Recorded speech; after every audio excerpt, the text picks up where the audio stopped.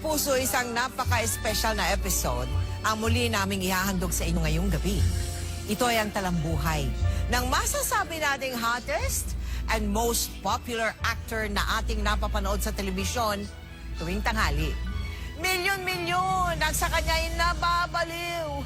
Isang ngiti at konting kaway lang niya, tumitili na ang buong sambayanan. Siya ay walang iba, kundi si Alden Richards. Naku, Alden, hindi kami tigilan ng mga fans mo. Kaya, because of the consistent public demand, in Tagalog, makukuleto. Yes po. Ayan. We are bringing back yung story ng buhay mo. Yes po, Tita Mel. Anong eksena doon ang tumimo sa kaisipan mo? Hanggang ngayon, dala-dala mo pa? Siguro po yun yung kausap ko po yung mom ko sa grave. Okay. Yung sa kabao. Wow, oo. Hirap. Dramatic, tsaka Very dramatic very po touching yun, ano? Yes po. Yung ba rin ang pinakamahirap na eksena, you think? Opo, kasi Pinakamahirap. Pinakamahirap ko pong ginawang eksena Oo. kasi masakit po masakit siya. Tapos sa isip ko hindi ko na rin siya kayang balikan. Pero, well, for the sake of ma-impart ko yung buhay ko sa mga tao, I'm more than willing to do what it takes. Kaya yun lang po isa sa mga pinakamahirap na nagawa. Pinakamahirap, no? Opo. Hay, naku. sa alin, ano namang eksena ang dapat nilang abangan? Nako, Sa tingin mo? gusto ko po dyan yung parts na I'm on the verge of giving up because of the rejections na dumating po sa akin. Gusto ko po na makita nila yung lesson doon na kahit anong mangyari, kahit alam niyo po talaga ako naniniwala, malakas ang paniniwala ako na sa mga taong nagsusumikap. Tsaka inuuna si Lord sa mga ginagawa nila sa buhay nila. Tamil, talagang iba yung magiging blessing. Talagang kahit gaano ka katagal, sabihin nila, ang tagal-tagal ko naman, faithful naman ako kay Lord. Kulang pa yun. Maybe kulang pa yung ginagawa Kulang nila. pa, naghihintay pa si God, no? Naghihintay pa si Lord ng tamang timing na talagang ibigay mo yung sarili mo sa Kanya. Kasi pag binigay mo, tamil nangyari sa buhay ko yun Patalikod na po ako Pa-walk away na ako sa showbiz career. Yes po. Really? And then just like that, bigla niya akong tinapik. Oh, sige, ito na. Tapos binigyan niya ako ng isang project. Tapos tuloy-tuloy na po. Ganun po siya ka-mysterious gumawa ng mga milagro sa buhay. Sa miracle. At kaya din kami nag-isip na, oo nga, magandang ipakita ulit ang Yes po. storya ni Alden. Gusto ko po sana, in this way po, sa replay na to, mabigyan ng inspirasyon lahat ng mga... Kasi yung buhay ko naman po, hindi lang siya para sa pag-aartista My life story, my private life story is for me to inspire. To inspire. That's my main objective At and goal. napakaganda naman talagang makapag-inspire. Yes, Tita Mel. Opo. Pero mamaya, ang pag-uusapan natin, alam mo na, syempre, humanda ka!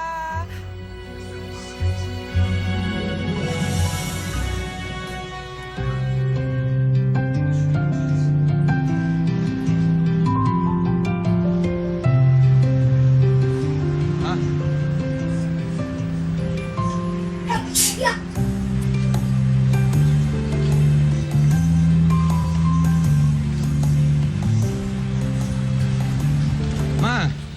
Ah, Yusi ka na naman. ay, ito naman, isa lang. Nak, barin mo yan. Bakit po? Shoot mo to.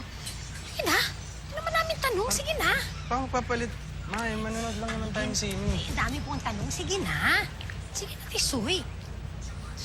Bang meron? Basta, akin na yan. Naman, Yosi ka ng Yosi. Ito Sabi naman, lang, huwag nang... isa lang naman, Tisoy.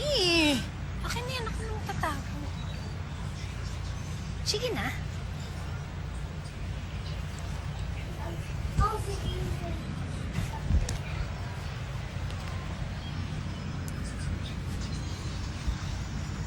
Ayan.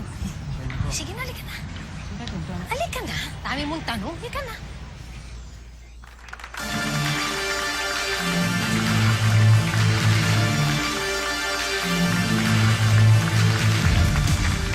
Dun sa second floor yung Ay, singing. mamaya yung sini. Ito na muna. Sige na. Nakakalita na. Saan gabi lang naman ito na? Excuse me, miss. Kasama po yung anak ko dyan sa fashion show. Na-late lang siya. Richard Robertson. Sandali lang ho. I-check mo. Sige, please. Alam mo kasi dito eh. Alam mo, pero tignan mo naman yung itsura mo. Diyos ko, talagang isasali ka dyan. Pagkatapos, edi, pag nakapasa ka na dito sa mall show, ang susunod na sisikat ka na. Para yung mga artista. Hindi lang tayo nakakahiya. No?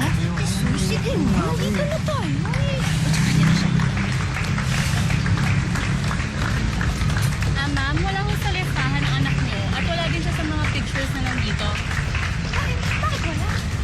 Naku, tignan mo naman yung anak ko. Kaya gwapo-gwapo. Abay kung tutusin, mas gwapo pa siya kisi-kisoy ko kaysa dyan sa mga nagpo-model na yan. Nak, sige na. Pakita mo naman yung kagawaan. Konting smile. Smile lang, nak. Sige na.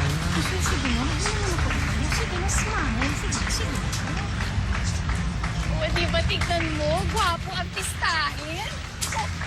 Miss, just tignan mo naman yung mga itsura ng tignan mo. Oh, tignan mo naman yung mga itsura ng mga models. Tignan mo naman yung itsura ng kisoy ko. Ang gwapo-gwapo, may dimpo. Bata pa lamang si Alden ay pinangarap na ng kanyang ina na siya ay mag-artista.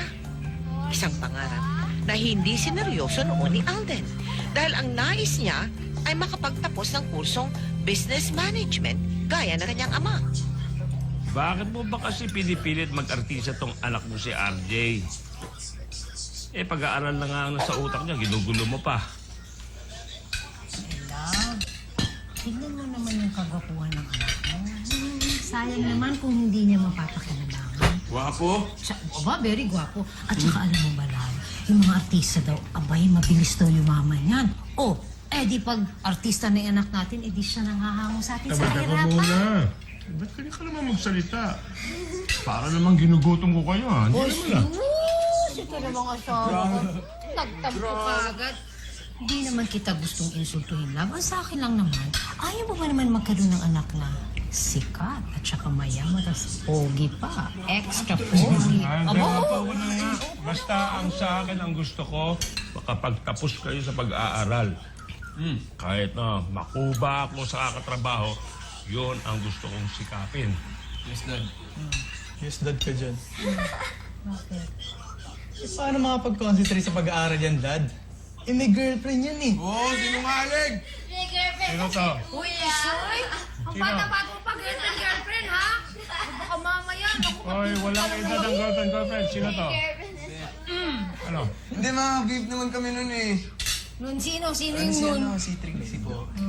Okay, kaya ko lang naman girlfriend yun kasi mabait. Kasi katulad mo siya eh. Tapos sweet na sweet. Tapos loyal na loyal. Katulad ni Maming Gio, di pa? Ikaw talaga, hindi.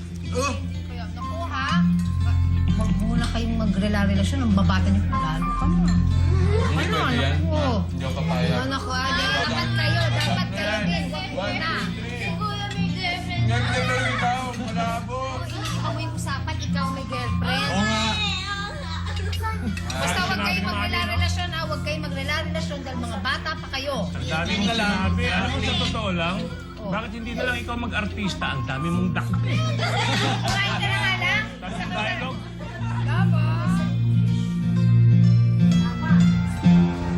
Wow, ang sweet! Flowers! Para sa akin ba yan? O bakit? Mansari ba natin? Sweet mo talaga sa girlfriend mo. Sarap patayin. Baliw!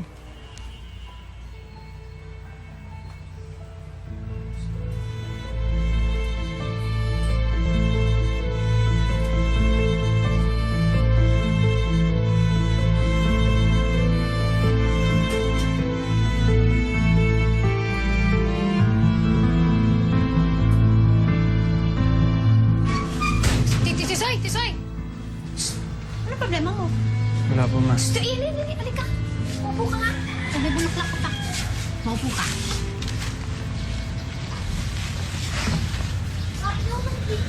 Tisoy, hindi ba mag-best friend tayo? Sige na. Sige mo na sa akin. Ba't ka ba nagkakaganyan?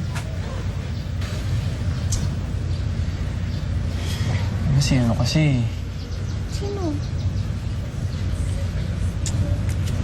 si Trixie. Oh, Nahuli ko, malandi pala yun. naku. Sinasabi ko na nga ba eh. Pagkatapos sasabihin mo sa akin, kaparehas ko yung babaeng yun. Naku, wag magpakita yung babaeng yan sa akin at makakatikim yan. Kapal talaga ng mukha niya. Kasama pa yung palakol Teka ko. na, huwag ka naman ganyan. Mahaya mo na yun.